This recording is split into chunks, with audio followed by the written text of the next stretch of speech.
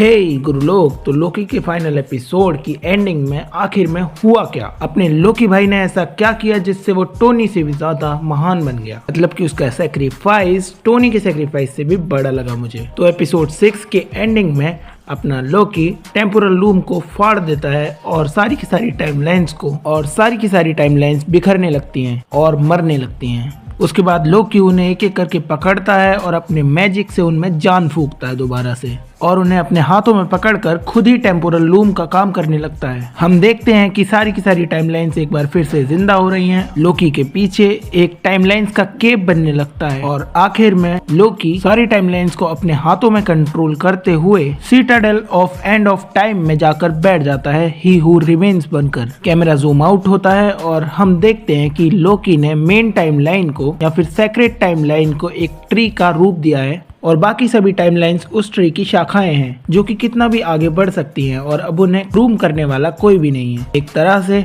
लोकी ने सभी यूनिवर्सेस को उनका रास्ता चुनने का मौका दिया है और लोकी अब सिर्फ गॉड ऑफ मिसचीफ नहीं रहा, ना ही god of time and space, बल्कि वो बन चुका है गॉड ऑफ मल्टीवर्स या फिर गॉड ऑफ स्टोरीज। यानी एक तरह से कहें तो वो वॉचर के लेवल का बीइंग बन चुका है, मार्वल का अब तक का सबसे पावरफुल कैरेक्टर। लेकिन वो अपनी इन पावर्स का यूज शायद नहीं कर सकता क्योंकि वो उस थ्रोन पर से उठ नहीं सकता, क्योंकि अगर वो वहां से उठा तो सारी की सारी टाइमलाइंस दोबारा से बिखर जाएंगी। और यही है लोकी का ग्लोरियस सैक्रिफाइस, जो कि आयरन मैन से भी बड़ा है। आयरन मैन ने अपने सैक्रिफाइस से एक यूनिवर्स को बचाया था और लोकी ने अपनी सैक्रिफाइस से बिना मरे लेकिन अपनी जिंदगी को झंड करके पूरे मल्टीवर्स को बचाया है। हमारा लोकी भी हर मर्द की तरह अपने प्यार के हाथों मजबूर हुआ और उसे ऐसा मुश्किल फैसला लेना पड़ा, वरना वो चाहता तो अच्छा खासा सिल्वी को मारकर ही हू रिमेन्स के साथ मिलकर काम कर सकता था, और अगर वो चाहता तो अपनी टाइमलाइन में वापस लौटकर इस सारे गुड़ गोबर को फैलने से रोक सकता था। लेकिन उसने ऐसा नहीं किया। उसने पिछली बार की तरह अपने मतलब को नहीं चुना, उसने सबके भले को चुना,